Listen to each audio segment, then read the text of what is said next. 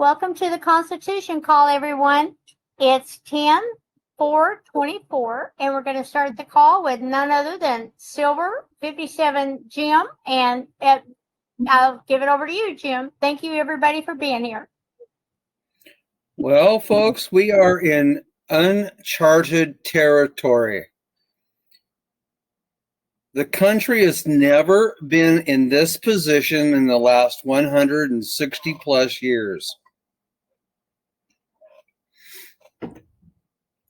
One of our contractors, known as U.S. Incorporated, ceased to function under contract October 1 with the start of the new fiscal federal year.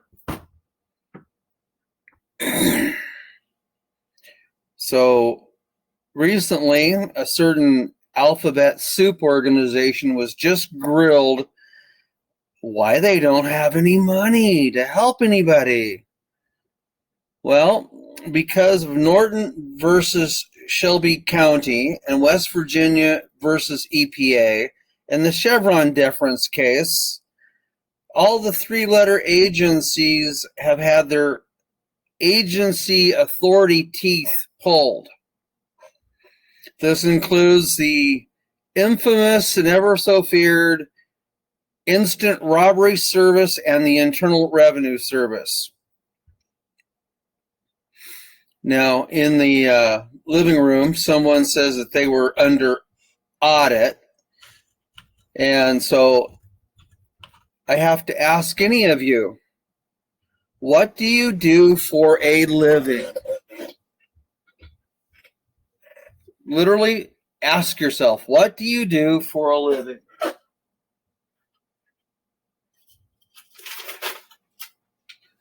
Do you do whatever you do by way of license? License is permission to do something that is illegal, and most people don't know that behind their back there exists an individual master file. This individual master file was with the Internal Revenue Service out of San Juan, Puerto Rico. And in that file, it states that some Puerto Rican named after us was engaged in alcohol, tobacco, or firearms activities. And it sounded like you. It probably was spelled in all caps because Puerto Rico is under Spanish law. And Spanish law happens to have been the original form of the Spanish Inquisition. You're merely acting as an authorized representative or an accommodation party, giving energy to this piece of paper that supposedly has a license.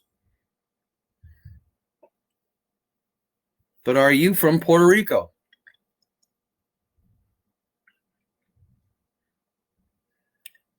Being able to recognize the various styles of printing of your name and what jurisdiction they are actually in, whether it's the sea jurisdiction or the air jurisdiction, because the vast majority of people are not functioning as actual people. They're functioning as U.S. citizens, and U.S. citizens are not Americans.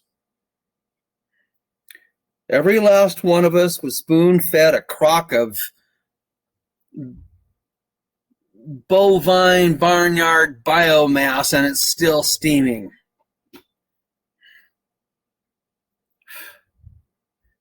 So U.S. citizens are British subjects. U.S. citizens are indentured servants of the Crown Corporation. U.S. citizens are taxpayers. U.S. citizens pay federal income tax. U.S. citizens are federal employees or federal dependents. However, without an actual federal paycheck, we don't necessarily need to pay federal income tax unless you choose to do so voluntarily. In which case, then you pick up all the obligations to perform under that cloak. And why do I say cloak? Because in large part it was cloaked in secrecy against you. You were never, ever supposed to learn what was done to you behind your back, because they didn't want you to raise your hand and say, no, thank you. I don't need your services. I don't need to be serviced like a cow. And I don't need to see the veterinarian either. So we were born free as Americans upon the state for which we were born on.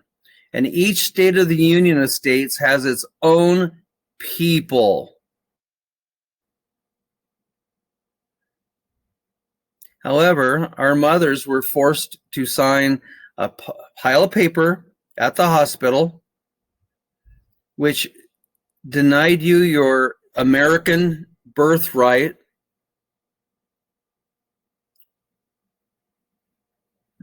known as a birth certificate. And it was done under misrepresentation and non-disclosure. Most of us don't know what we don't know, and we assume everything around us as normal.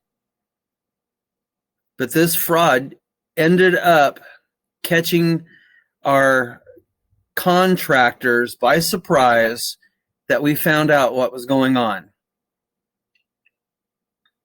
And in our objection,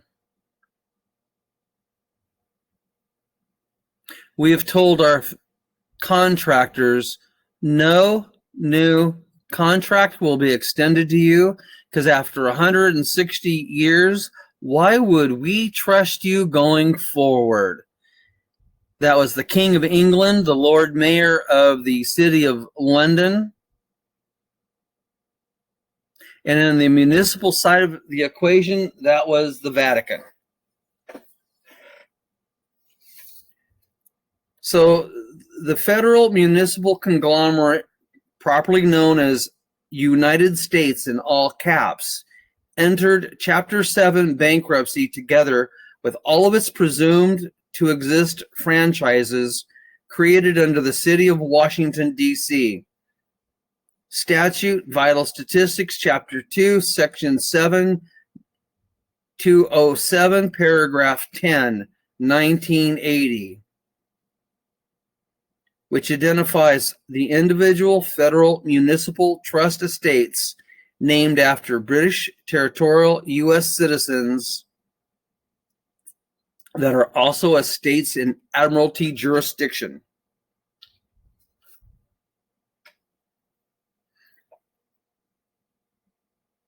This is why we are in uncharted territory.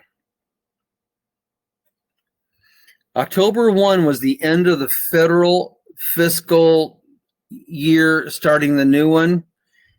And this is why FEMA has no funding.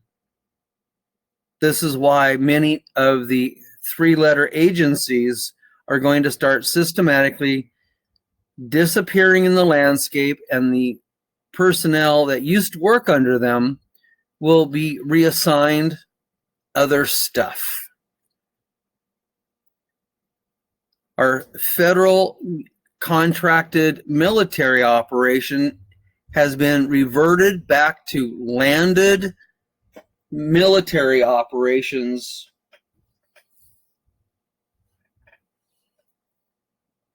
And as such, you're not going to be too far off seeing new uniforms and whatnot. The U.S. Supreme Court has come down with various decisions that is being hidden behind the devolution operation. All of this 160 years of built-up fraud around us is systematically, piece by piece being dismantled.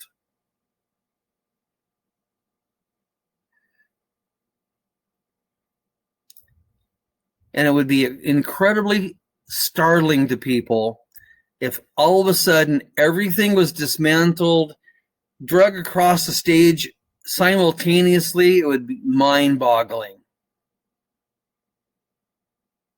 And this is why it's being slowly drug out in the news, piece by piece, new case, new issue.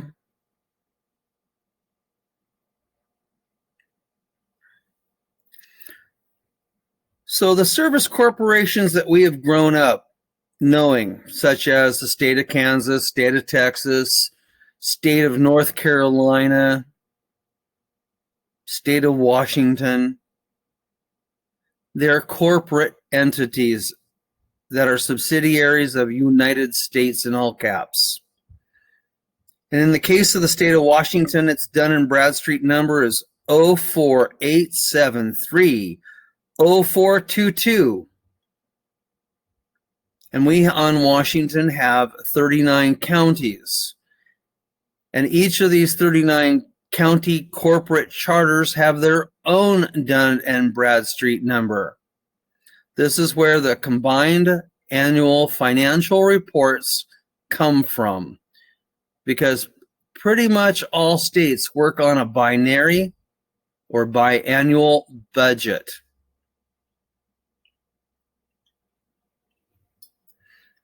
So which constitutions are affected? The 1789 and the 1790-91 respectively. The codes, statutes, and regulations are controlling for the corporate employees only, not the actual American people. So one of my prior calls, I put it out there for people to come home.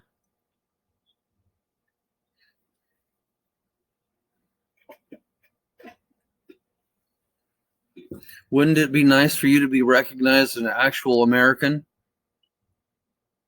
under the unanimous Declaration of Independence?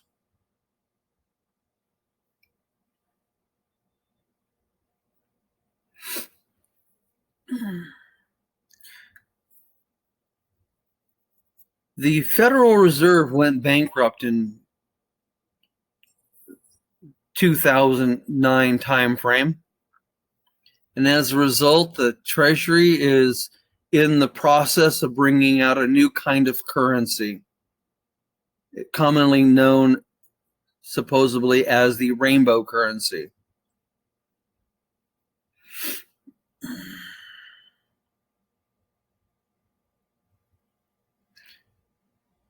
Don't be surprised in the coming weeks or so if there's not a bank disclosure of returning the FRN to the bank on a one-to-one basis for whatever you're holding.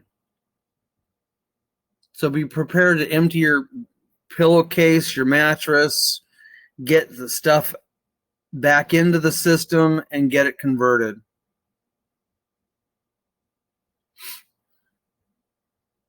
There'll also be other things forthcoming.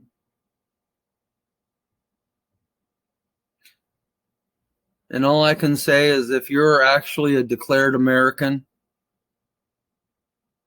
it's a good time to be recognized as being alive.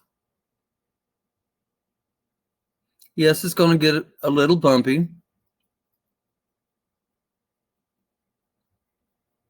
But thankfully, a number of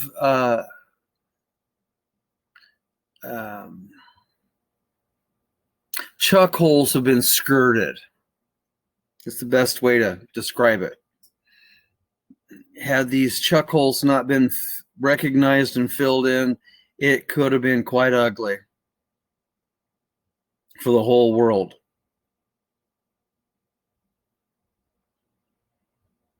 Now, if you're engaged in a recognized Title 27 activity, And some people say that they're under audit. The nature of their activity needs to be examined. Do they actually engage in alcohol, tobacco, and firearms?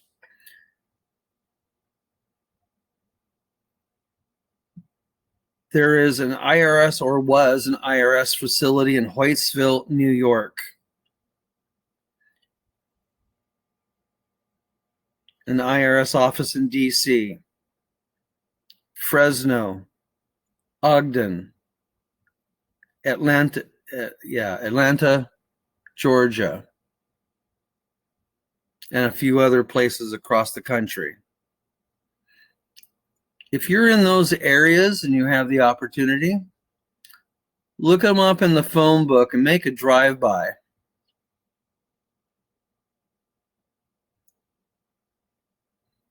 Confirm with your own eyes.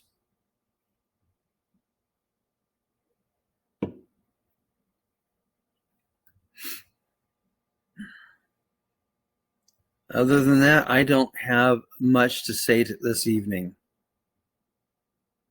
Any other questions from anybody?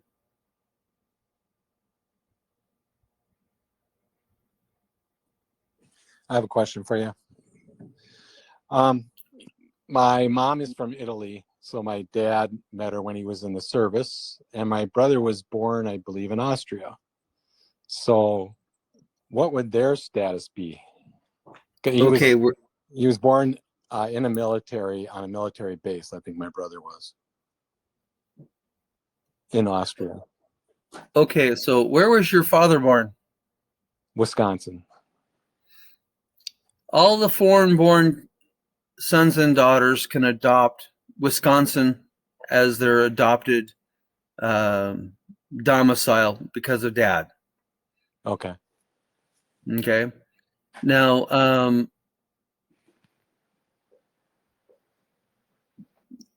as a federal dependent, no longer under wing as a dependent, you can make adjustments to your lifestyle.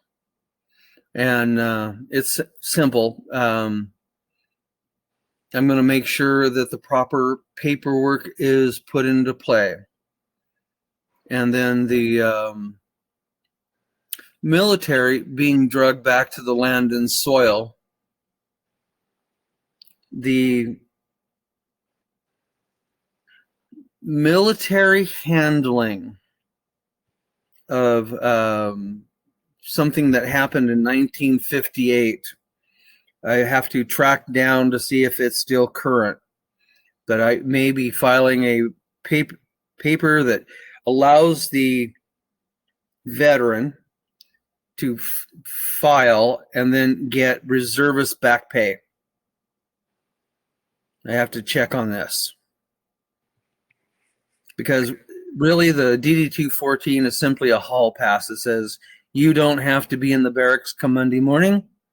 And they didn't disclose that the veteran is still on the hook for his military operational training. One day the military could have gotten in dire straits and needed the service of someone who knew how to straighten paper clips. I know of a gentleman who had EOD training and was diagnosed with a brain tumor. And because of the EOD training, he was denied release and medical training, or the medical turnout, and forced to endure another additional 3 years.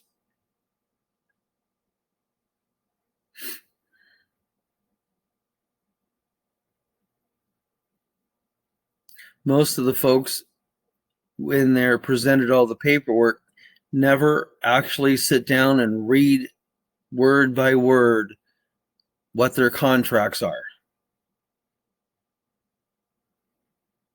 Same thing for going in and applying for a mortgage in the past. We were just happy to clear the credit check, be invited in to sign paperwork. sign the paperwork, not knowing that there was a Regulation Z exemption buried in all that.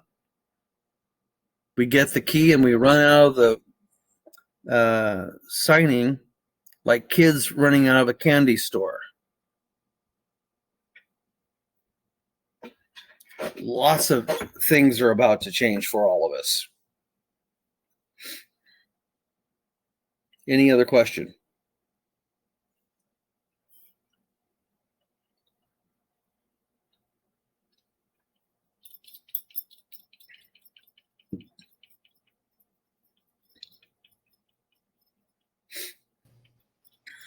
What is that Regulation Z that we signed on for? Well, Without- you as an American were granted certain exemptions buried in the bottom of the Federal Reserve Act of 1913.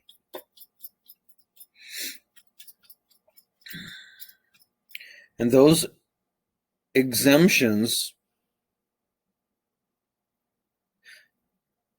allowed you at the signing table to be exempted from a leasehold because as an American, you're owed a freehold. And because of the fractional banking, unbeknownst to a lot of people over the years, there was a check waiting for you to claim.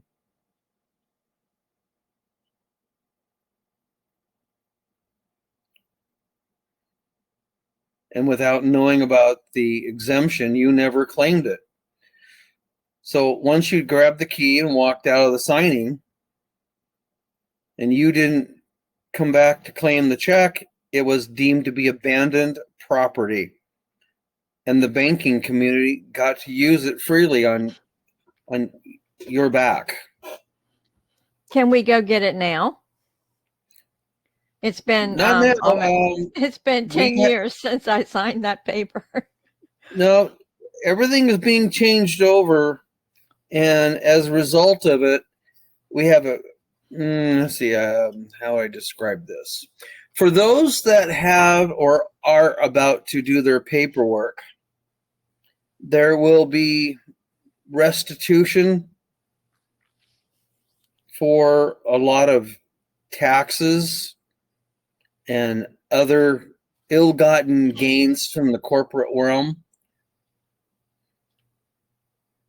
I'm in possession of a document that is still being haggled over for $300 trillion that supposedly came out of HSBC Bank by way of the Office of Military Settlements.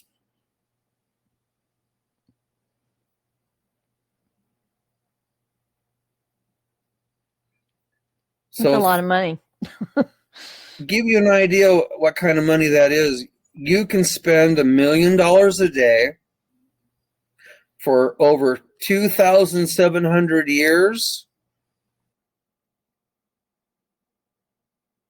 to get to that $1 trillion.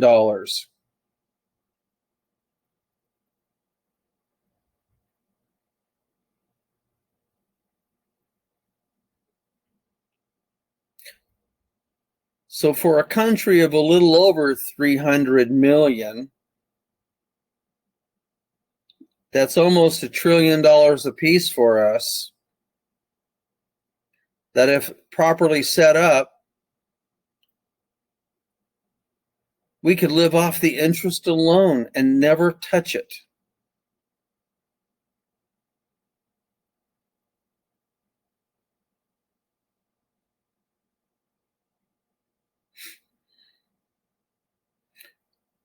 Think what that would do for life. Well, yeah. But where did all that money come from? From us? From all of us? From all of us forever? Or what? 160 years ago, in the days of Abraham Lincoln, our ancestors had labor bonds placed on them. And then in 1921, when they started getting really serious and issuing the birth certificate and selling it on Wall Street, they expected to be able to make a profit on this behind our backs. So by the time someone is 65, they've manipulated that birth certificate original balance for the last 65 years, making a minimum of 8% interest. So compounded over a few decades, that grew substantially.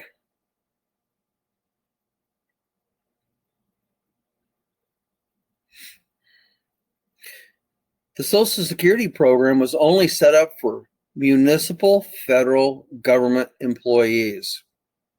It was never meant for the rest of us. But they turned a blind eye and still kept their hand out and accepted our money, knowingly that we didn't work for the municipal government. Money, power, control.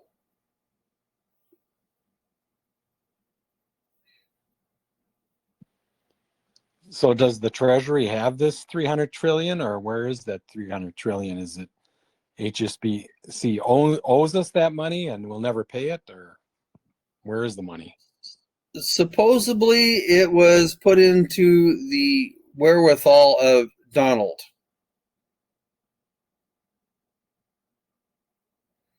So part of that money had to deal with presumption of illegal extraction from the China trade and other activities. We had corrupt generals at both ends of the money pipeline dabbling in the payment stream. So based on one of the EOs that Donald signed,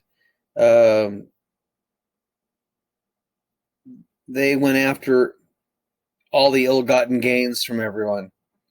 Drugs, arms, you name it.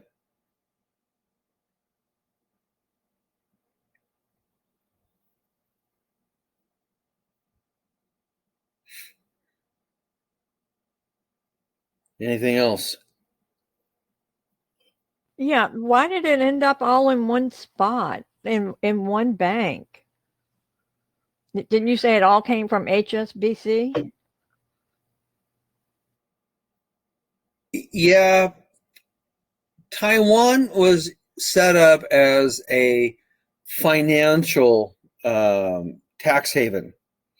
There are like 5 different places on the planet. Panama has really favorable tax laws. One of the islands in the Indian Ocean is set up like that. So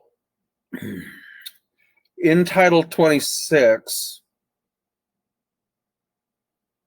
they had a trust arrangement where if you took your, let's say your LLC, and you gave your interest over to a trust, and that trust ended up paying its income to another trust, by the time the funding transferred to the 4th trust, and that 4th trust was overseas somewhere, it disappeared out of the tax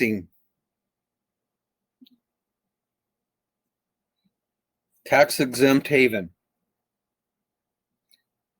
And this is the mechanism that the Clinton Foundation utilized for moving funding around. And many other big Kabbalist industrialists utilized it as well.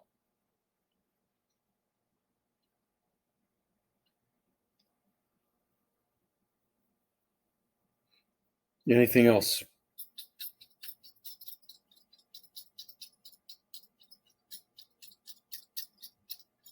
But I'm just curious, what all has to happen before any of this takes place, that this money is dispersed and we have an RV and a GCR and all of this happens?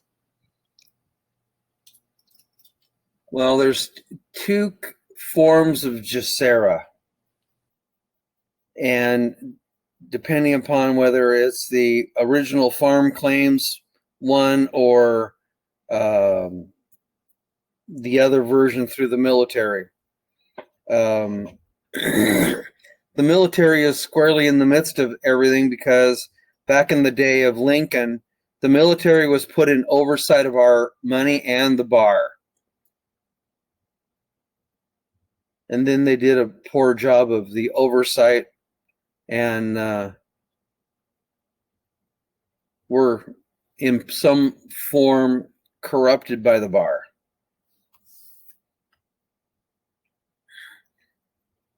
The whole of the world has been infiltrated by the bar of one form or another. So there's the international bar, there's the US bar, there's the American bar, but they also have a educational arm called the American Inns of Court here. And in England, they are the 4 Inns of Court, and they're all located in the inner city of London, which is a 1 square mile miniature country tucked in the heart of London, much like DC, much like the Vatican. They're independent city-states, and they are scattered about the planet. They even have them in Switzerland.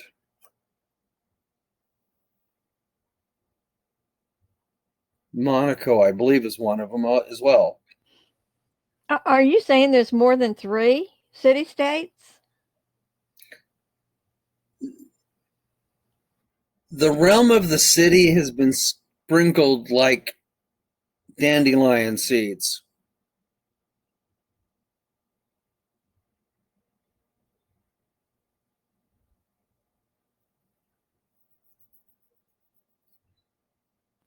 So there's city-states all over the globe?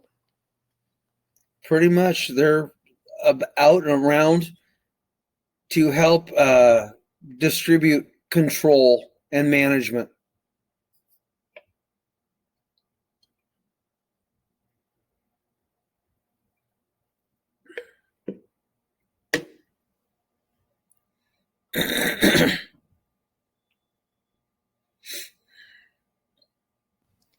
Okay, I remember you posted something, or you even mentioned it here on the call tonight about as of October 1st that the corporation was bankrupt.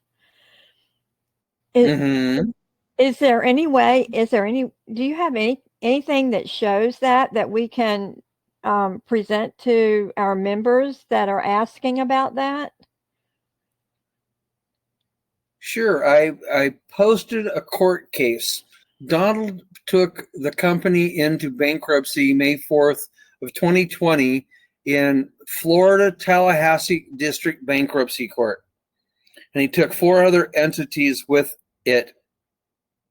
So the United States of America was a municipal corporation. It went Chapter 7 international bankrupt.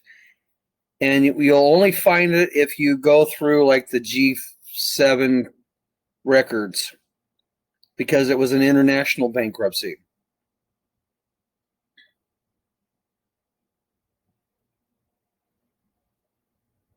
And in order to see this court case out of Florida, you'll need a Pacer account.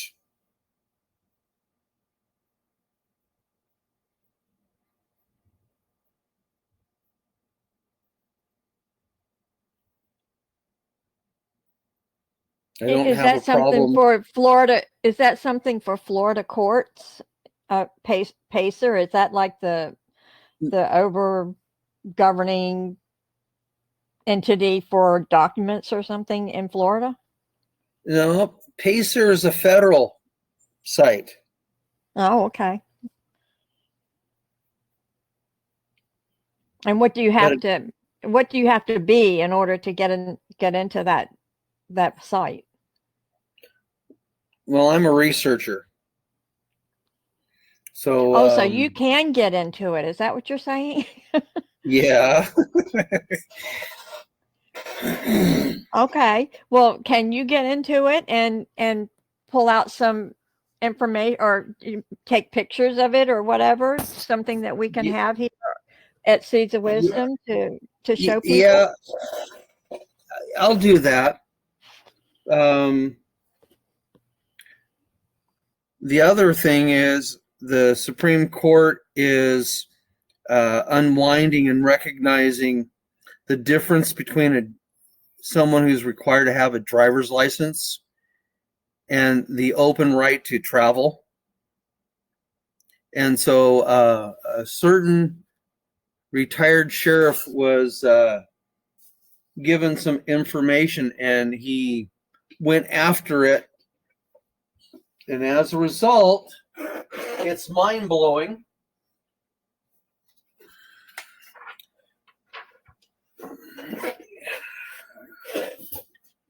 So state statutes, codes, city ordinances are unconstitutional.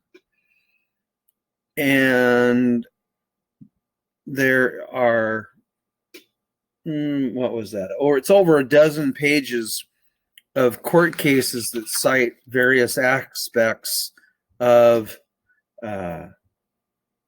things only applying to a certain situation. And that situation has been misrepresented to all of us.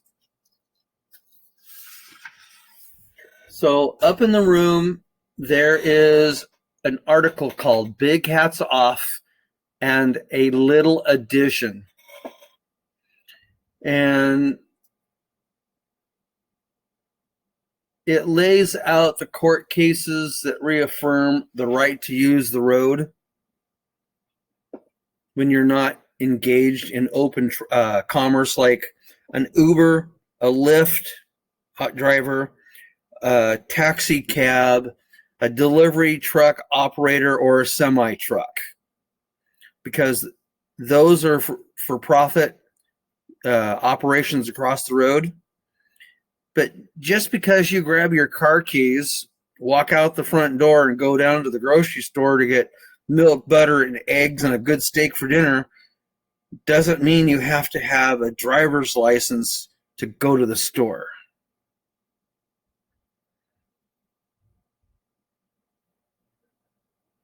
There's legal definition, and then there's application of use. And in the Uniform Commercial Code, UCC 9-109, little a in parentheses, it talks about household goods and the use or the function of an automobile for household enjoyment.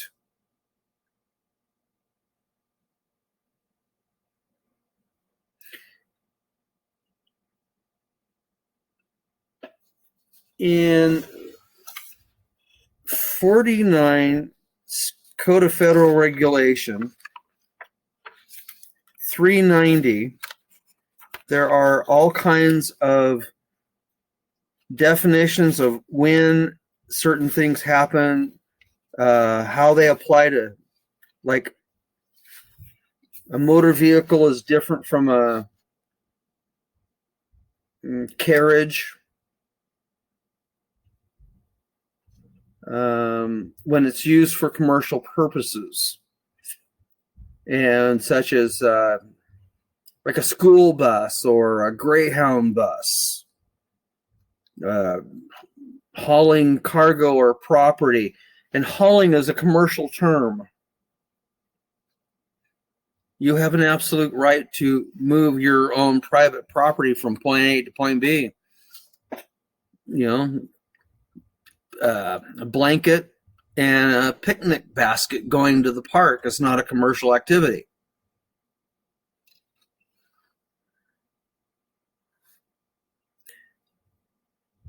But because of how many states have set up their regulations dealing with car dealerships, when the brand new car comes in on the transport, it has the original manufacturer's certificate of origination.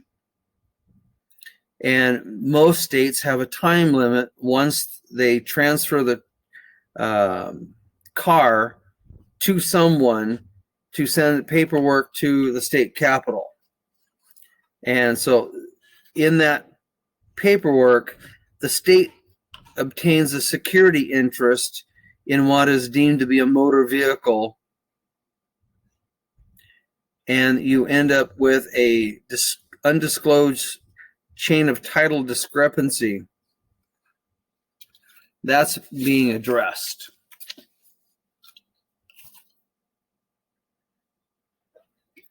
So the states were required to issue a separate type of plate for the non-commercial application of wheels. And only a couple of states actually performed what they're supposed to do in law.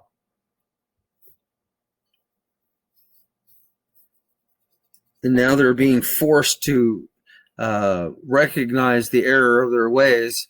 And if they don't, the state's operation is purely criminal.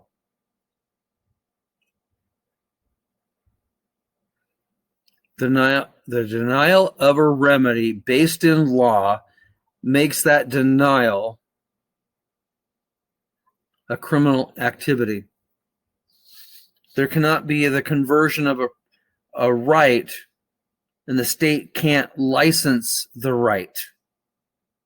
That's amongst the federal court cases.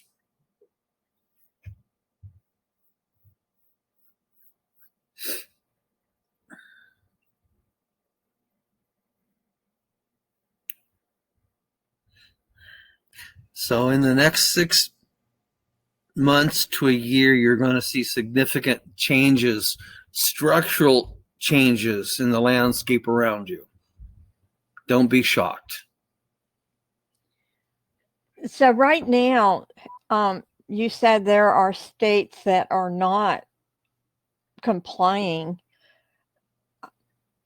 Who is in charge that is trying to get the states to comply, and who would help if they don't? The American Federation of States is headquartered out of Alaska. And the American fiduciary is stepping on toes. Right now, Missouri is under fire and 2 other states.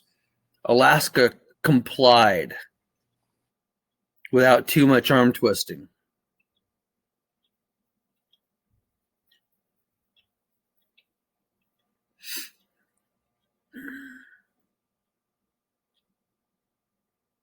Right now, here in Washington State, where I live,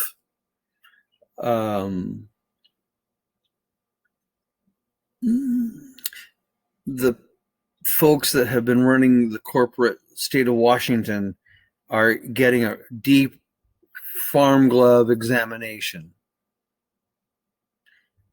And so far, the level of corruption that we've dug up is just shocking.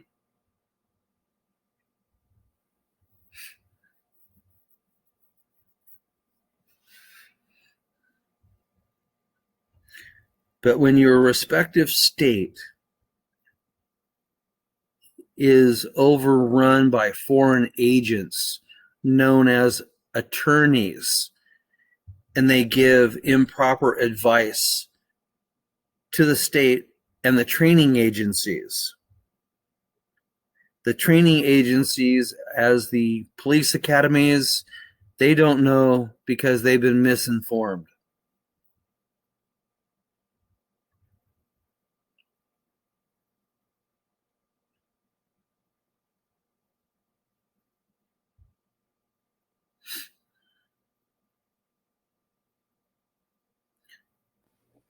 Well, what happens when someone, I do.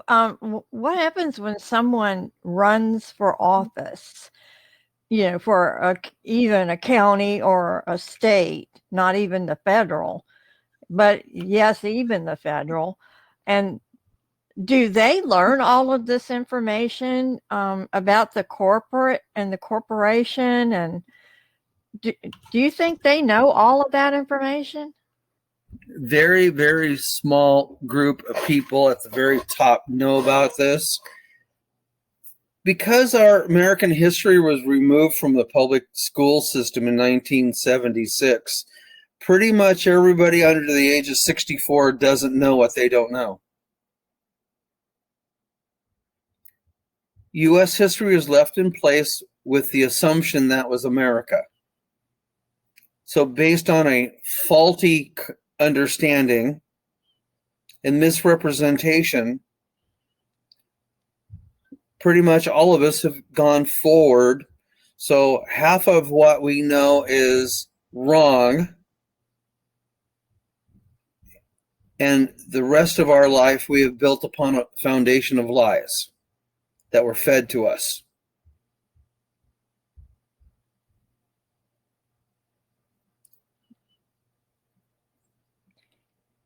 Well, I'm older than that, and I don't remember learning all that in school. I remember I did take American history in like the 6th grade or something, and then I had to take it, I think, again in high school. I'm not sure, but I remember world history. I didn't care for that too much, but I don't remember learning all of that about the corporation. And I remember learning about Abraham Lincoln and the Civil War and everything, but I don't remember the corporation being formed. Well, it was formed before our grandparents. So this corporation was smuggled in from Edinburgh, Scotland, under Abraham Lincoln, called the United States of America, Inc.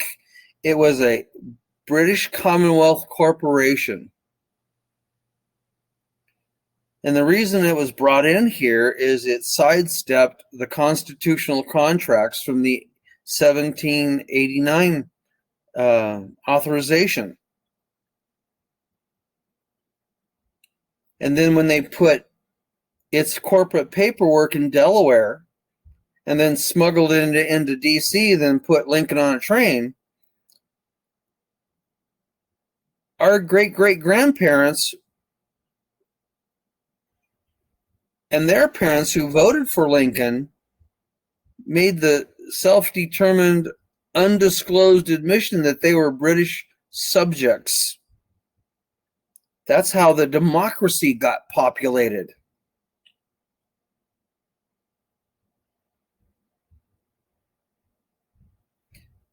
The British territorial contractor runs its operation based on democracy. The American government functions as a Republican style of government.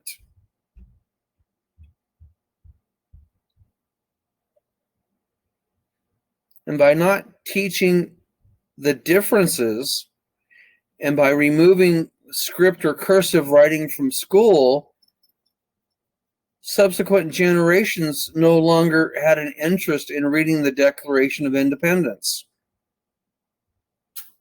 The very issues that are in the Declaration of Independence are pretty much alive and well today.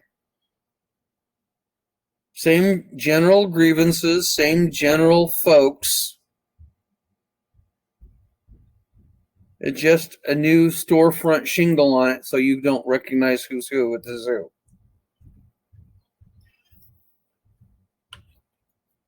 I yield.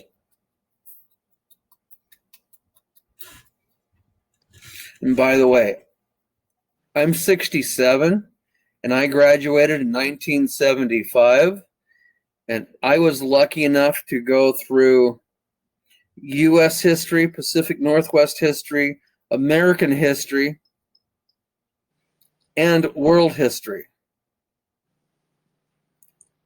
But when I had my American history, we were using a very early 1960s textbook. I yield. What kind of urgency should we have as as becoming American national? I mean, do we need to get it soon, or do we have a month, 2 months, or what do you feel as far as the urgency? Right now, the state assemblies are in an emergency rescue operation.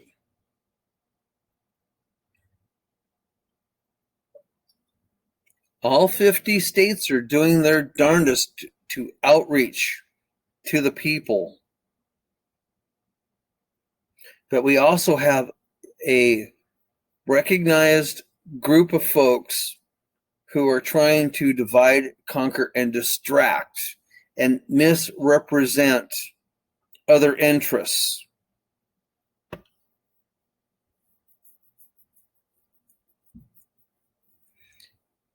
But there recently was a high-level private debate about status and standing and who had the right and lawful claim to exert,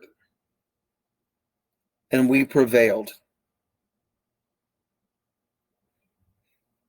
So if you're able to establish your ancestors as being in the country prior to 1860, you can go to the census log of wherever your ancestor was in. During the 1850s time frame, my ancestors were in straddling Kentucky and Tennessee. And I have the 1850 and 1840 census logs, page numbers that show my ancestors. And then I'm able to go back to 1775 in North Carolina, Bertie County, and I extracted my ancestors' land records. Yeah, I think we have ours from 1844, or the immigration. Okay. Well, being present shows that your ancestors are here pre-Civil War, which is a big plus. Because if you're able to find out where your family came through, in 1851, my mother's people, who originally emigrated out of Germany into southern France, then started relaying the family members out of Germany. And when the last one arrived in France, they then got on the boat, left France, landed in Cuba, had to wait about a week for the next boat to the States, and landed in New Orleans in 1851. And back in those days, my ancestors were German-style butchers. So if you're going to be a butcher, where do you go? Texas, of course. So I have a lot of history in Texas that's very well documented.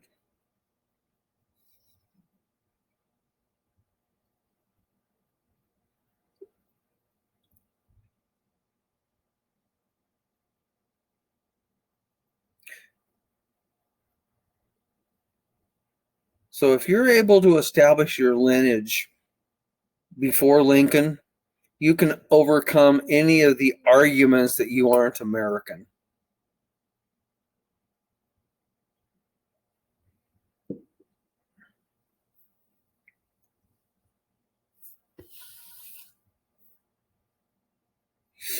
I yield.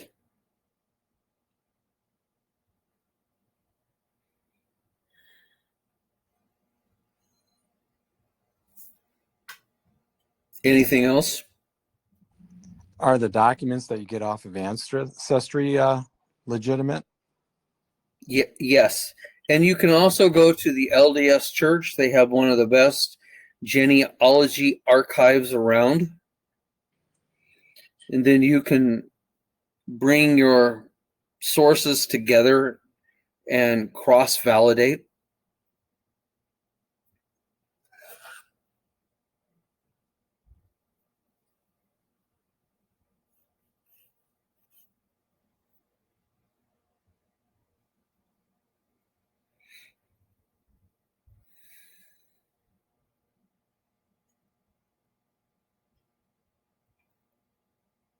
Anything else from anybody?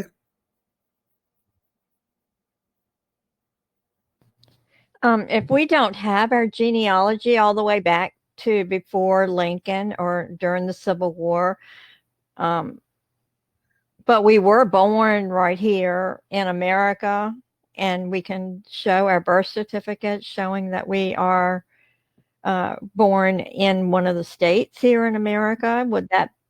Would that be okay? Is that sufficient? Yeah. The only thing about being able to establish pre-Lincoln is they attempted to invalidate and make the Declaration of Independence null and void.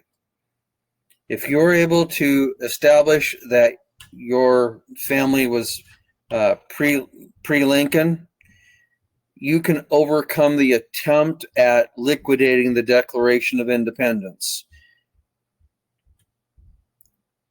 And people don't know yet that we came really close, and I mean really close, to losing this gin joint called America.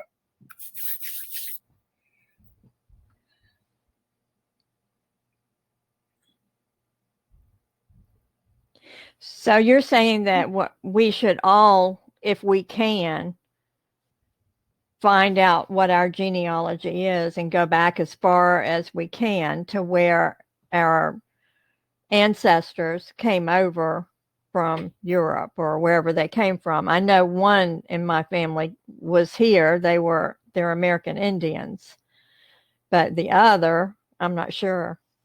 I'd have to do some research, I'm sure. But you're saying all of us should be doing that? Yep. And even the native peoples are Americans.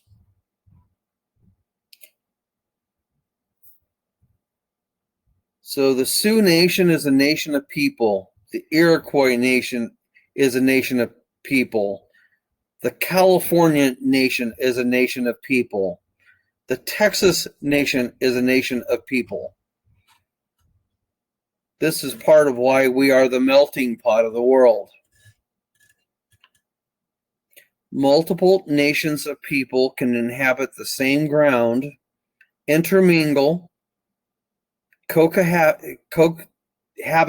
and be peaceful neighbors to one another. It's just that we've had a bunch of muckrakers amongst us.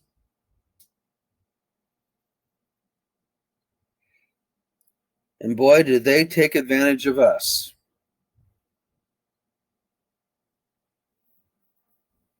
I yield.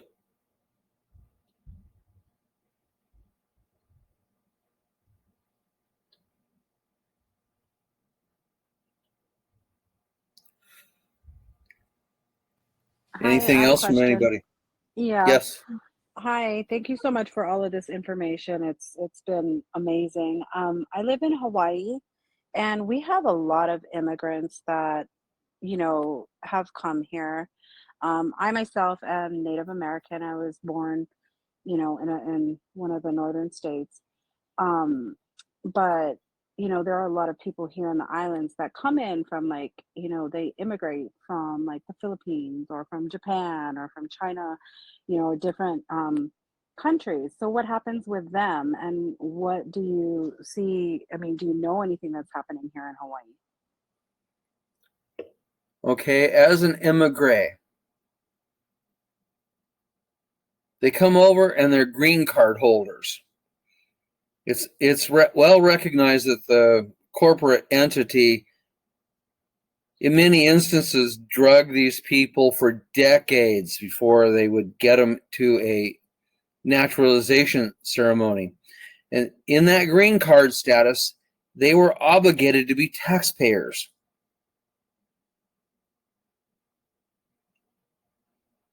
So if they've been here for over 7 years, they haven't been a felon, they've been good, upstanding people, they're eligible to claim Hawaii as their adopted State of the Union.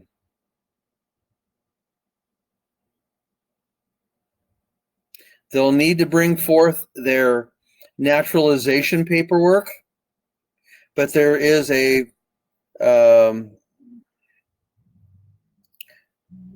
document that applies to the naturalization process to claim American citizenship, just as if they were federal citizens or someone holding dual citizenship.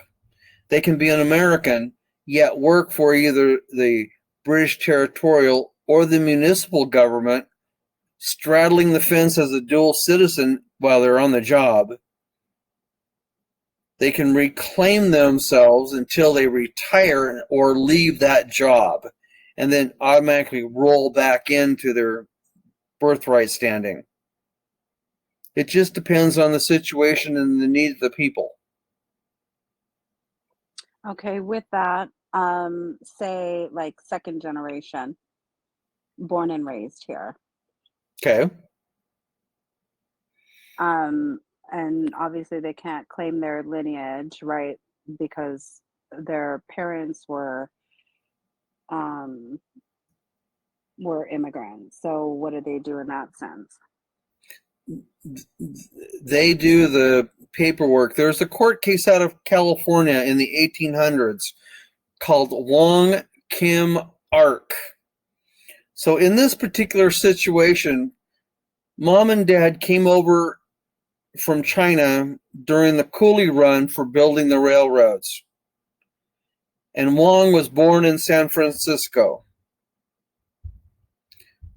Over the years, mom and dad retired and decided to go back to the old country. And after a number of years, Wong went over to visit. And on coming back, he came through Hawaii. And the immigration people said, well, who are you? Well, I'm Wong. I'm an American. Really, where are you born at? San Francisco. So they ended up checking out and finding out mom and dad never nationalized. And this is a big time U.S. Supreme Court case. So the case law is well established, say nearly 150 years worth of establishment.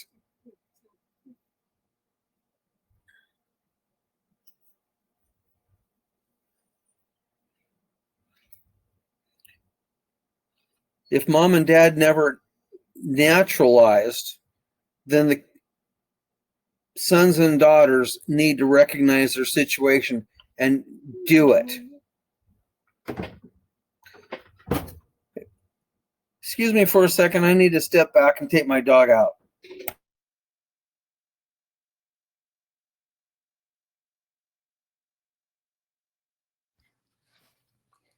Well, I know a lot of you must have a lot of questions to ask Jim because there's a lot to learn. So if y'all can come up with any questions, I know he will answer anything that you're asking. And he is just a wealth of information. I'll be honest with you. A lot of information. So y'all think about some good questions.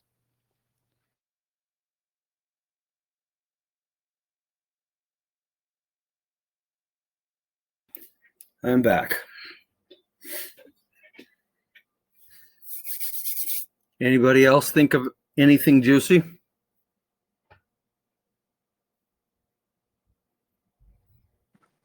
What about all the illegal aliens that are having babies here? Are all those babies American nationals now? No, we're closed. We have closed the anchor baby policy. Yay. So, unfortunately, these people have been used.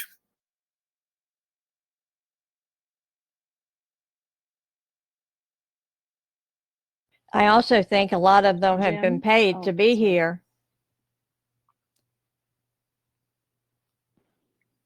I'm pretty sure they're getting a lot of money to be here. Yeah. And there all kinds of health and healthcare and food and shelter and clothing and anything else that they need. They're given, I'm sure. Well, Oh this was yeah, actually, and go ahead. they've been given a card, and they get $2,500 a month on the card. That's been well established. Yeah, on the EBT card. And so, let's say as a farmer, you import an inexpensive head of cattle at $100 a head, bring them into America and relabel them as an American cow, and suddenly you charge $1,000 for the cow. This has been done to all these people with new birthing citizenship documents. The corporate entities tried to create assets on paper to which they would then claim their estates.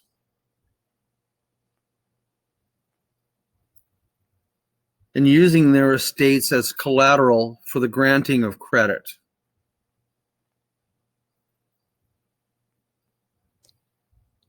You're saying a fake estate that they have? No, not a fake estate. Let's say someone came in from Argentina. So they would move their Argentinian estate, let's say it was worth $100, relabel them to new American status, and say the estate suddenly was worth $1,000 as an American. They would use that $1,000 as collateral and allow themselves $1,000 worth of credit, because our contractors were only allowed to function by extension from our credit. We as the American people own the land, the gold, the silver, the bridges down the street, the city parks, the national parks, everything. And those are our joint assets. We are the paramount creditor and landlord of this place, or co-landlords. And so our founding fathers only allowed our creditor or our contractors to function from our credit. Think of them as credit card hackers, and they went wild with our credit. Okay, you're saying contractors. Now, is that really a contractor? Who are they really? Are they part of the government? I don't know. The language has changed so much. Okay, so the first contractor is actually the King of England. The first contractor got its contractual offering through this Treaty of Peace of 1783 by way of the treaty and the Treaty of Versailles. The Treaty of Peace of 1783 is a seagoing treaty. This Treaty of Versailles is a land-based treaty. Now, that gave rise from a prior instrument. The 13 states created the Constitution for the United States of America, an unincorporated entity. Our entire American government structure is unincorporated. And the key word in that is for the United States of America.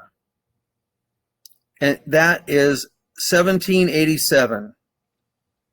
That business operation gave rise to 1789. The United States Constitution. We extended another one to the Vatican, 1790-91. And that's for the United States of America Incorporated, as a municipal operation. We have had territorial and municipal operations jointly in this country, and they really went off the track in the 1930s when they started playing mutual ping pong with both each other under the Declaration of Interdependence.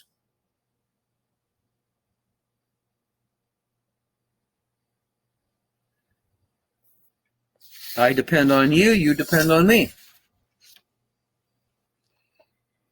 And this is where FDR's 2 radio fireside chats come into play.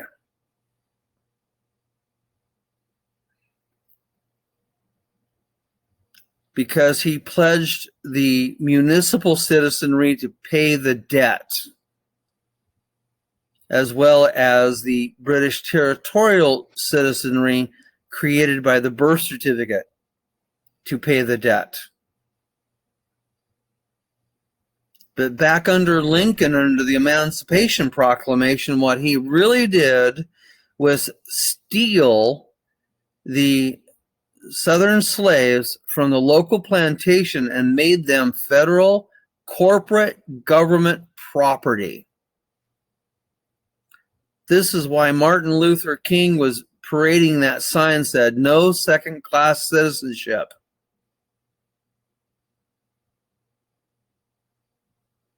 And this is why the powers that be dealt with him so harshly.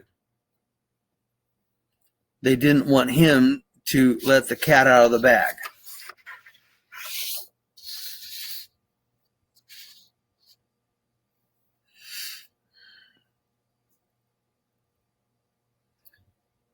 So the federal government, when you said the word federal, and if you were standing, let's say, in 1820, back in that time frame, the word federal was mutually comprehended by people as a contract government.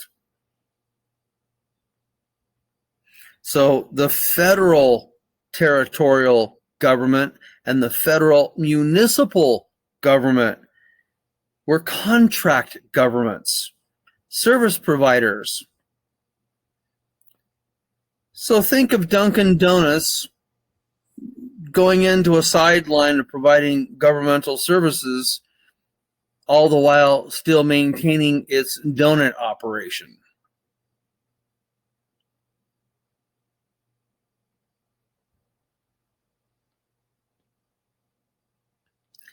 And you can tell the customers of this federal donut operation because they walk around with a glazed look on their face.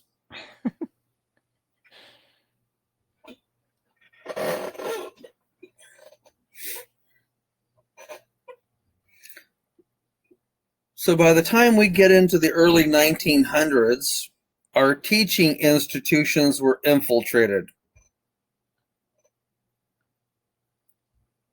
And who infiltrated them but the Jesuits?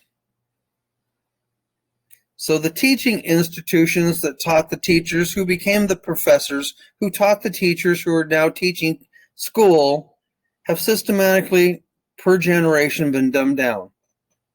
Our vocabulary has been twisted, and we have all been taken into a cattle chute of vocabulary to make us subjects, slaves, and we don't know the power of the words we use.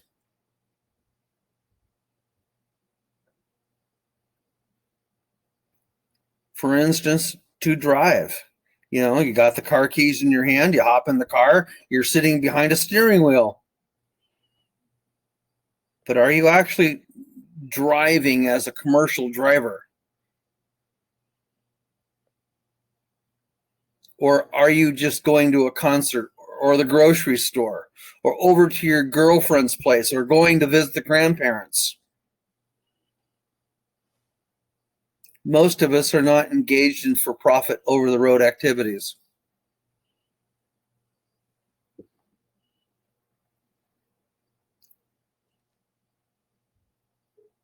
So up in the Constitution room, there is a document called Big Hats Off and a Little Addition.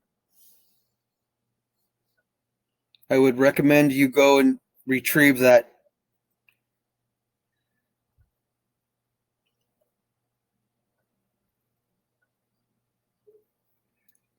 Wrap your head around the words. Get yourself a Bouvier's as well as a Black's dictionary. And then take the words side by side and look at the differences in the definitions. The last American congressionally approved Bouvier's was the 1856 edition.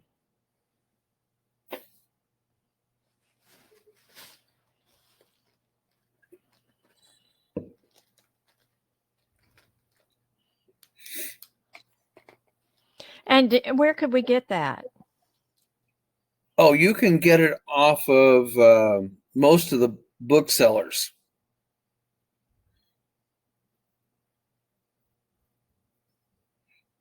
And that 1856 Bouvier, is that a dictionary or? Yes, it is. Okay.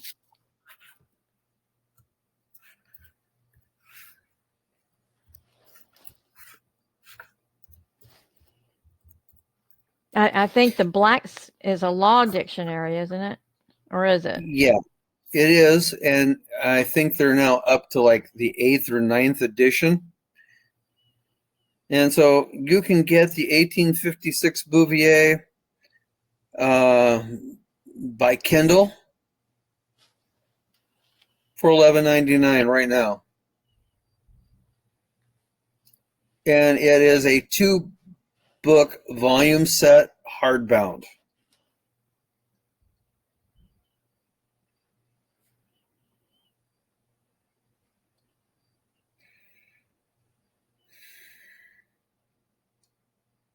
The Blackstone's first edition, 1891, is $9.99 by Kindle.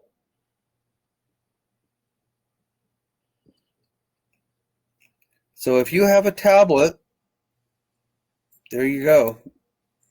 You can start your education process.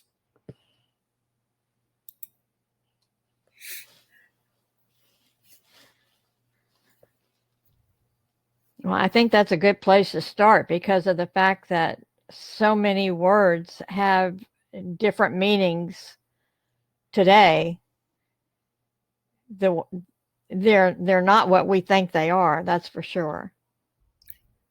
Yep. For instance, in 1858, the second section of Congress changed the definition of person and individual.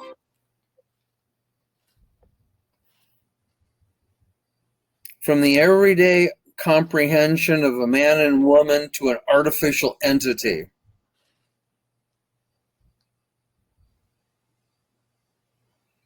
Abraham Lincoln imported Roman civil code into America. This is really what the Lincoln Monument is about. The Lincoln Monument is actually a worship shrine to Lincoln for what he did for the crown. If you look at Lincoln sitting in the big chair, underneath his fingers are the Roman fascia. They're columns. They are the pillars of authority of the first installed American Roman Caesar. Hail Caesar.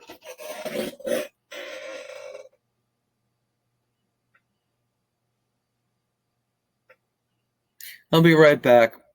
My dog is barking. Okay.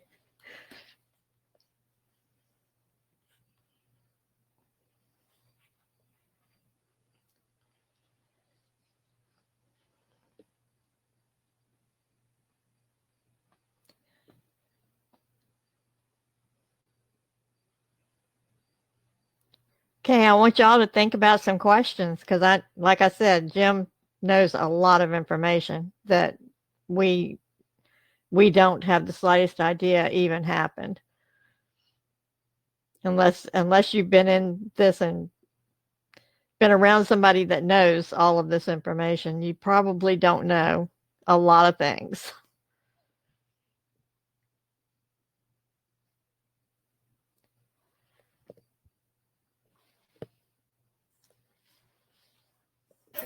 I apologize. I'm back. Okay, good.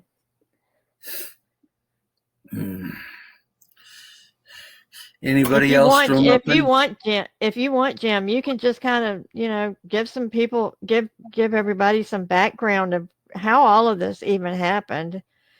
I know you've got a ton of information in your head that you could share with everybody. Well, this corporation that Lincoln brought in was to subjugate the American people and sidestep the Declaration of Independence under a corporate structure. And by way of substitution, they very slowly boiled the frog. This corporation that Lincoln brought in attempted to put America under bankruptcy, subjugation, and for sale. A lot of folks don't know that in 1895, the U.S. Navy started removing the American gold and cashiering it in the caves of the Philippine Islands. They were intentionally, when I say they, I'm talking about the Crown of England and all the party hardies in the banking community, were intentionally setting America up for a bankruptcy. And by removing the gold, when the time came, America, which was being misrepresented by the British interests, they had, during Lincoln's time, set two instrumentalities of the American government aside. And so if any of you went through school and heard about the Reconstruction Acts of the Civil War, the Reconstruction Acts were never properly done. And so the British territorial interests stood guard, like credit card hackers, over our interest until we would show back up. And they never expected us to catch on, but luckily we did, and we did show up, and we did raise a stink over this whole thing. Well, by 1907, they had cashiered enough of the gold, they pulled the cork on the bankruptcy of the United States of America Incorporated.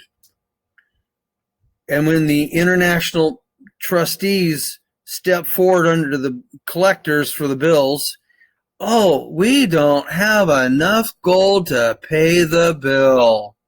Well, we'll just have to take collateral interest in this gin joint. And that's when the English titling system came out.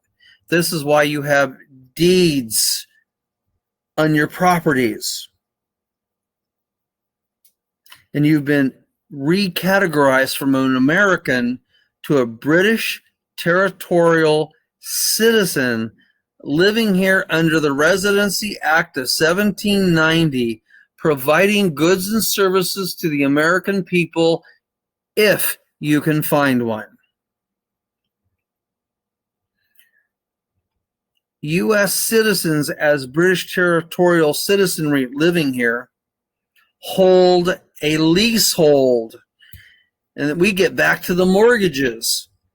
As a leasehold and a British subject, your property title goes into the King's Trust. And you're subject to entailments and primogeniture. The entailments are exercised by the county Inc. The primogeniture issue is the Crown of England and Crown corporate entities. But as a truly recognized American, you are owed freehold, absolute ownership, unrestricted control of your private property interest, not subject to property taxes, not subject to codes, statutes, and regulations. You're owed the American public law. known as the American Common Law.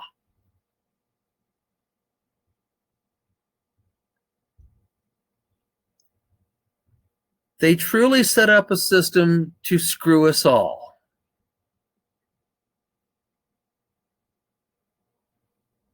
But they got caught. And because of their breach of public trust, they've lost their contracts.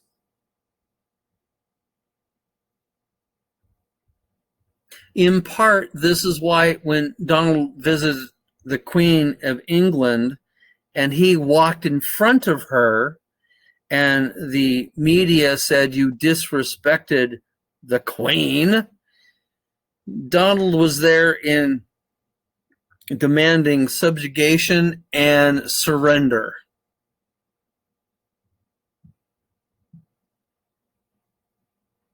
You will hear about Donald's capitulation tour. Over the course of time, those that we thought were our allies turned out to be some of our staunchest enemies.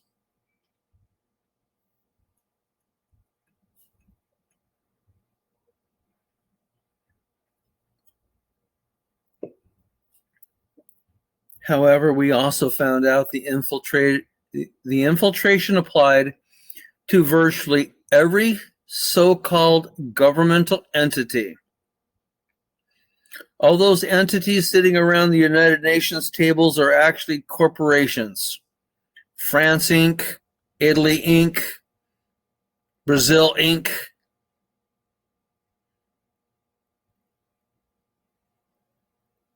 They're actually not sovereign governments of their respective peoples.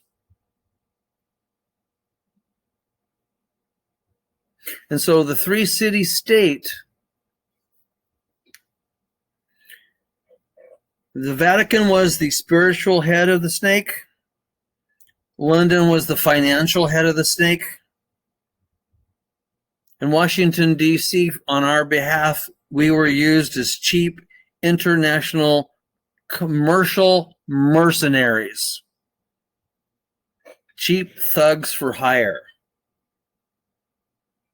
All hiding behind our treaties and contracts.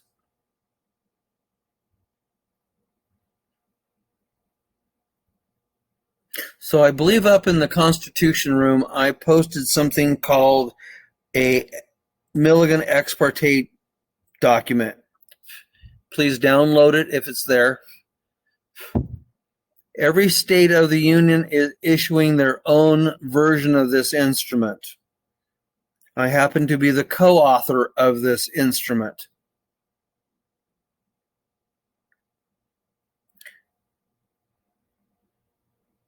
Look on page 3. You'll see the signatories to the document. Under the signatures, looking at the capacities of the signatory.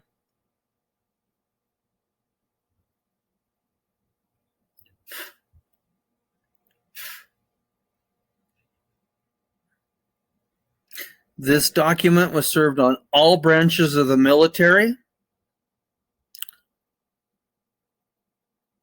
Army, Navy, Marines, Space Force, the Coast Guard, the Provost Marshal, Chiefs of Staff here in Washington. The Constitutional Sheriff's Association was served, the Washington State Association of Sheriffs, Washington State Association of Counties, and the 139 courts of the judiciary of the Corporation of the State of Washington.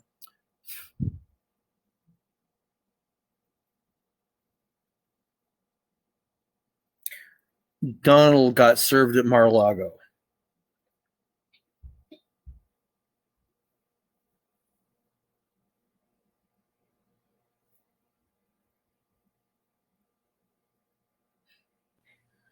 So was that served during Donald Trump's presidency before 2020? Yep, it got served before many things got put in motion. So how that bankruptcy worked, the United States of America, Inc. went Chapter 7. Under the Chapter 7 protocol, everything rolled back into the territorial in a Chapter 11. Then the Chapter 11 became an actionable Chapter 7. That Chapter 7 officially ended at the end of the fiscal year, which was October 1.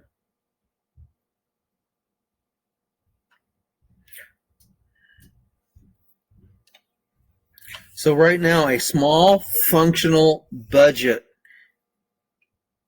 was authorized, and there needs to be new elections held within 120 days.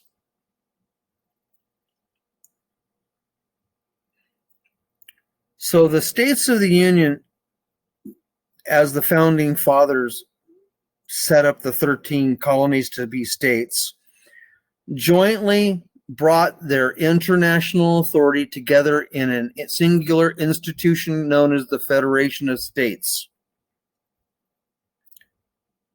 The Federation of States gave rise to the Confederation, and then the Federal Republic. The Federation and the Confederation and the Federal Republic were the two items that were laid aside by Lincoln. We have had conversations about rebuilding these two entities, and our end goal is to repopulate Philadelphia Hall. That is where the actual American government holds its government, not D.C. D.C. was set up as an international negotiation zone. And with the violation of the conditional use permits and the contracts that were created, one of the states of the Union has already revoked its conditional use permit. Today, if you were to call up the map of DC, you might find it different than, let's say, 1970 map.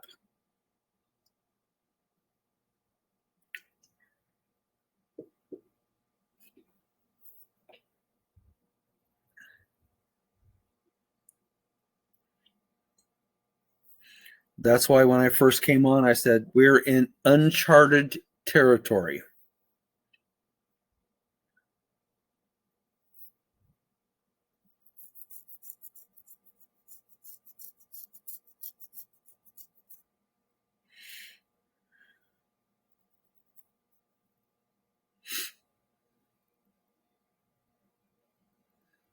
Anything else? Yeah, I have one more question. Since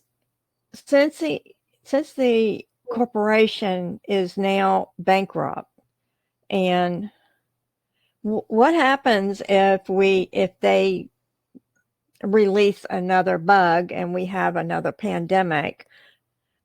Would we fall under the WHO again, the World Health Organization, or not? Not as an American. And the WHO has been declared an internationally recognized criminal organization. Right.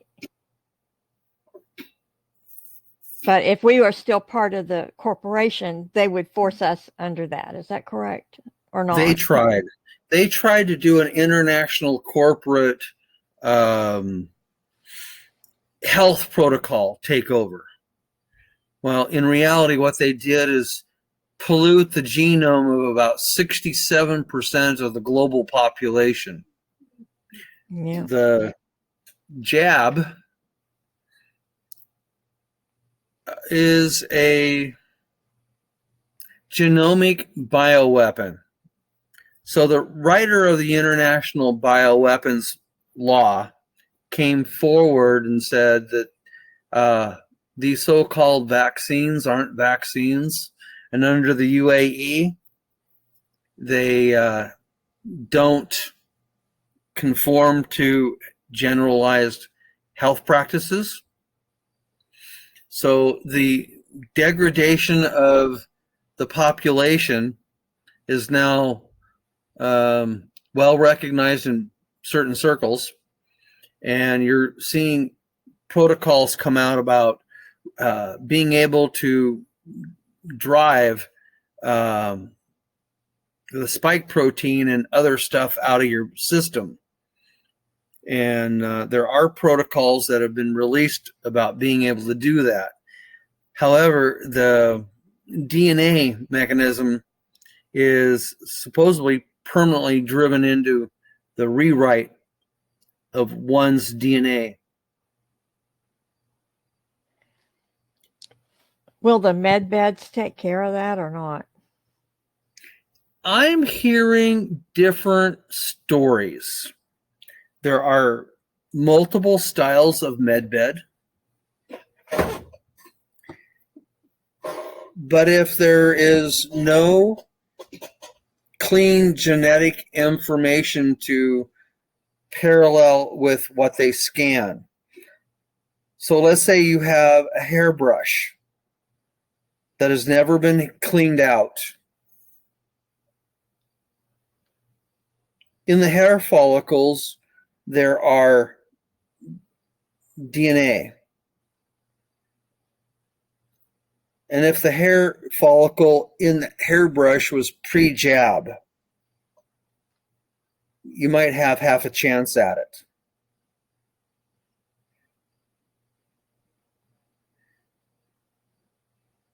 But beyond that, until all the protocols are released on it, everything is up in the air and speculation.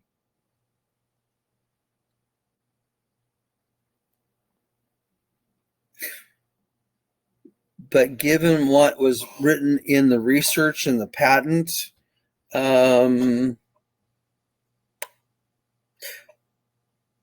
most of these people at best have a 10-year shelf life. You mean all of them that got the jab? Well, they were meant to be built upon each other. The first one laid down a foundation.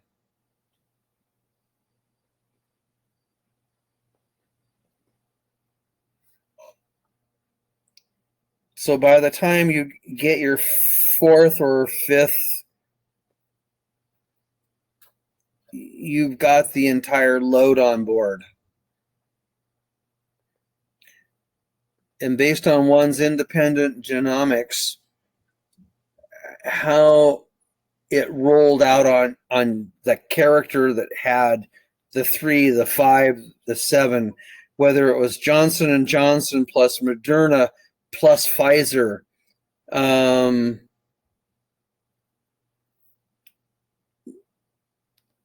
they affected everybody a little bit different. And Lord forbid if everyone fell over at the same moment.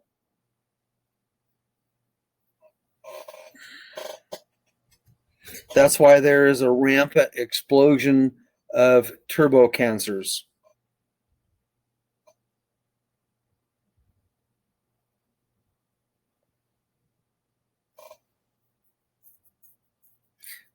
Many of the people are going to learn that they've been just simply sterilized because they never went past, say, the third. They have 1 and 2.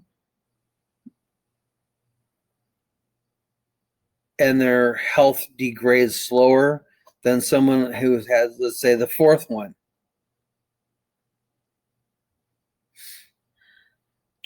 So until we actually get full disclosure, anything and everything from my point of view is to be looked at, screened,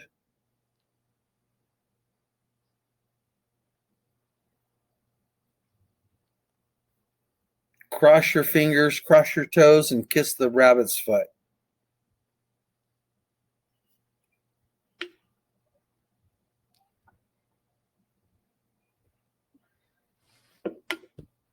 Well, is there anything that can help the people that took 1 or 2 or even more? Yeah, Is there anything they can do to extend their lives past beyond that 10 years? yeah. Supposedly there are several protocols out there, and you can look across Telegram on some of the health channels, and you'll find it.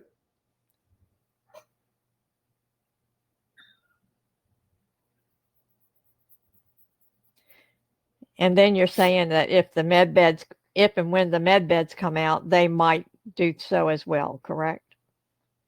Right. Supposedly, originally I heard there's 5 different kinds of beds. Then it became 3. So the first one is something you walk into or lay down, and it'll take out a nasty cold in minutes. The next style will do major regenerative health for something really serious. And then the third kind will, let's say you were in the military, you stepped on a landmine and you lost from the knee down. And it supposedly will regenerate the missing tissue. Supposedly this was the basis of the movie The Fifth Element. And the movie The Fifth Element was a public disclosure of what supposedly exists. Many of our science fiction movies were, in reality, disclosure operations. Just like the movie The Wizard of Oz was a disclosure. Major. Yep. And so for you who have thought about watching the movie The Wizard of Oz, the wizard behind the curtain was the alien property custodian. The lollipop kids were disclosures of child trafficking. The yellow brick road was the money control to the city of Oz, which is Washington, D.C. The straw man, your birth certificate. The tin man, your tax ID number. And the lion heart, that was a representation of having the courage and the fortitude. Unto thyself be true, and don't be fearful. And with Dorothy clicking her heels, you can be back in Kansas. As simple as clicking your heels and wishing yourself back with the documentation to reclaim yourself and getting out of Oz.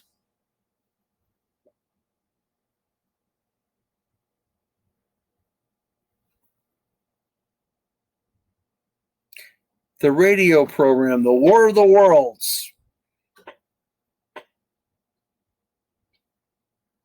Star Trek, The Next Generation.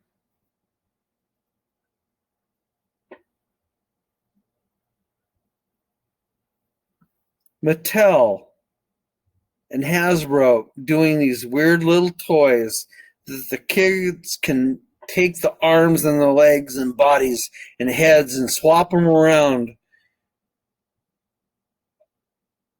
The easiest way to do a disclosure is to inoculate or inculcate the kids to recognize that not everybody is the same.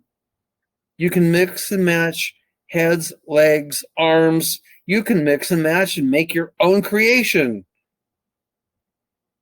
Genetic manipulation. It's all about perception and mindset.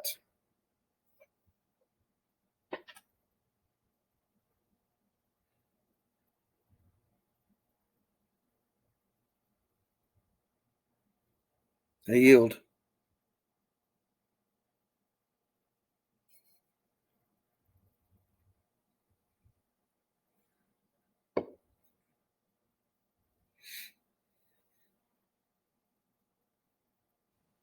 Does anybody have any questions? Anybody? Anybody?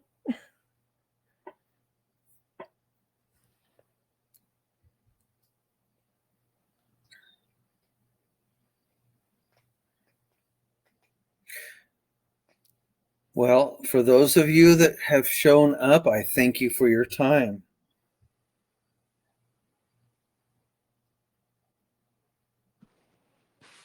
We thank you for this call. Appreciate the information.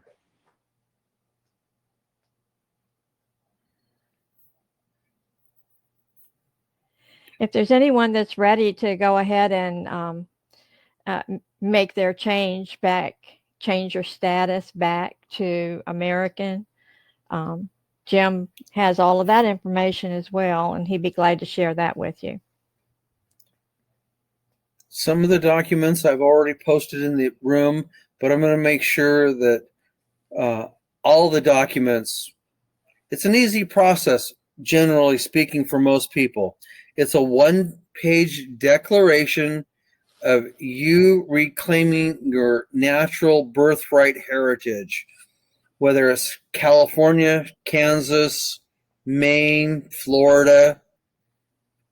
And then you need 2 passport quality pictures on something that is known as a witness testimony.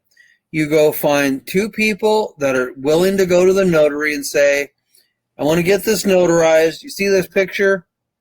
I know this picture. I've known it for over 7 years, and I've known them by this name, and I'm willing to put my Hancock to it.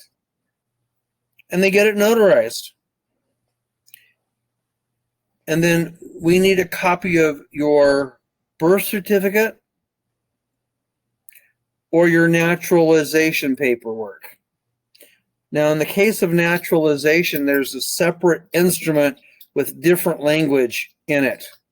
So I will make sure that all those varieties of documents are posted here shortly. I'll make sure I have them in the room by Sunday. Like I said earlier, we're in uncharted territory. We are getting a new banking system in play because of the Federal Reserve bankruptcy.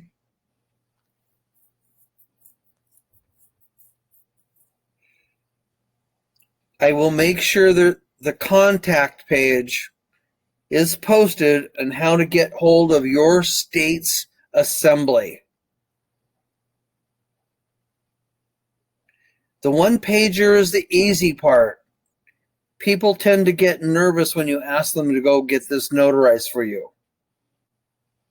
But they really don't have any reason to be fearful. It's just they've been conditioned. Okay? Anything else? You said that can be family, though, correct? It can be friends, it can be family, anybody that has known you for over 7 years. What about my wife? Does she have to claim her old name too then? Because that was over 45 years ago. Okay, so women have a unique situation.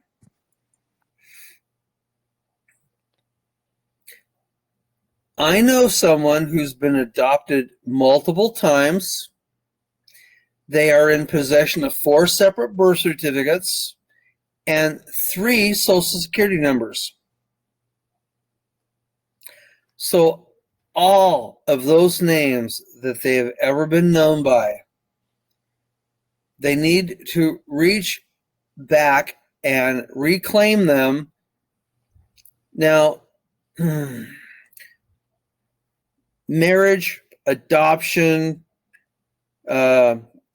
women have babies, so they need to do a baby deed if they have children underneath the age of 21, because in the land and soil jurisdiction, the magical age of adulthood is 21, even though the corporate federal realm was 18. Federally, they may be deemed as adult persons, but they're not adult people. So you would do a baby deed as a woman for each and every son and daughter. You would reclaim your name, maiden name, and any style of name you've ever been known by. And if you happen to be an artist or an author, a book writer, you would have your pen and trade name. You need to lay claim to that. We as people have an unrestricted, internationally recognized right of free trade recognized in Title 15.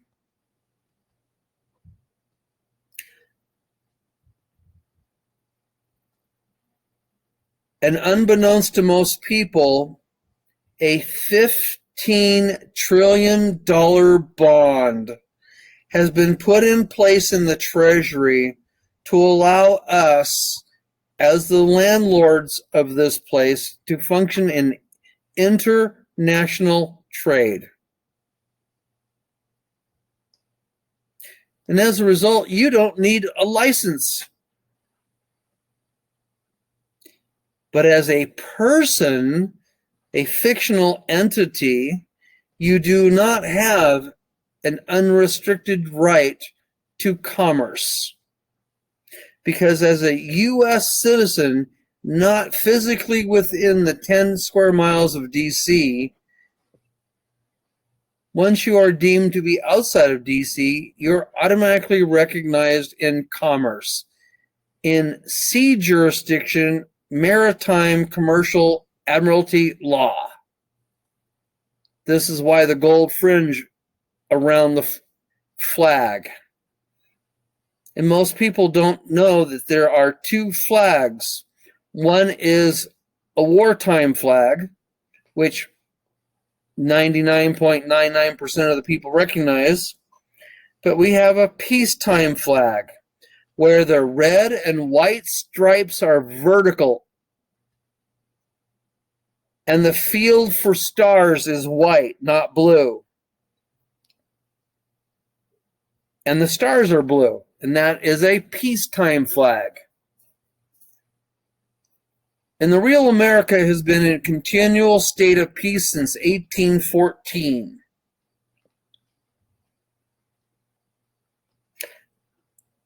And we actually have a peacetime treaty with Russia from 1858. Russia came to our aid under Nicholas, and he saved our bacon in New York and San Francisco Harbor from British naval actions. This is why the international banking community under the Rothschilds hated the Tsar. This is why they went after him and stretched him across the front of a cannon and executed him. And his family, correct? Most of the family.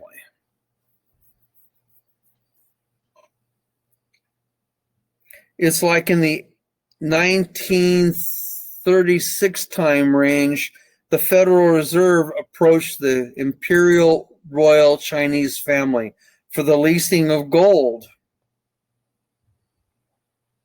And 6 weeks later, the Boxer Rebellion broke out. The banking community has a nasty habit of killing off their priority creditors. Well, during this particular little escapade, there happened to have been a royal prince out in the back garden admiring the landscaping crew. When all the gunshots went off in the royal palace, the landscaper said, "Your Majesty, your royalness, take off your royal cloak, take my jacket, crawl up into the tree. We'll hide your royal cloak in the wheelbarrow underneath the weeds. And when the royal soldiers came rolling out of the imperial castle, they were asking if anybody ran out. And they said, yeah, they went that away. And they smuggled this one royal prince out of China.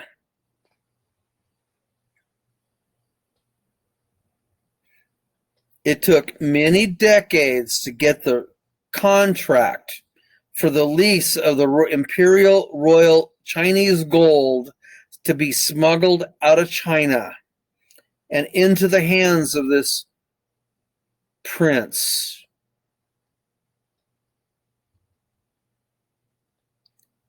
And when that contract came into his possession, he approached the international banking community and said, I have the contract.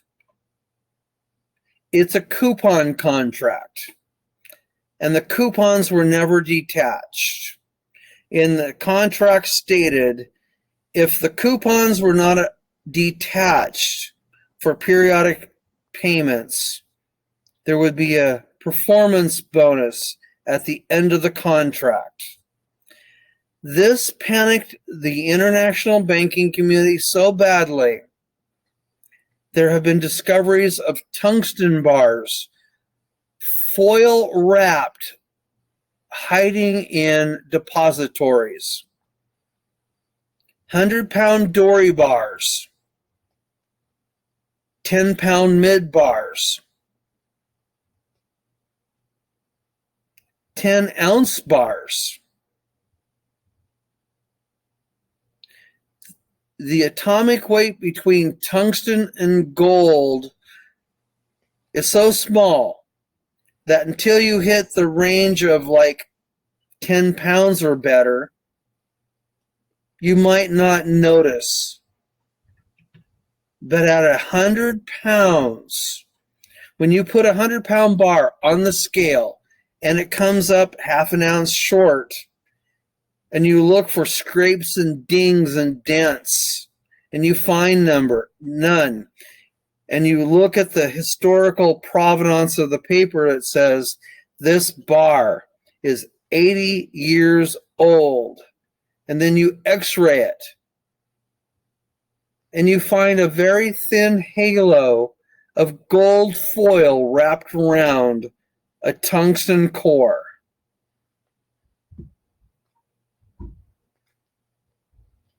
Where's the rest of the gold?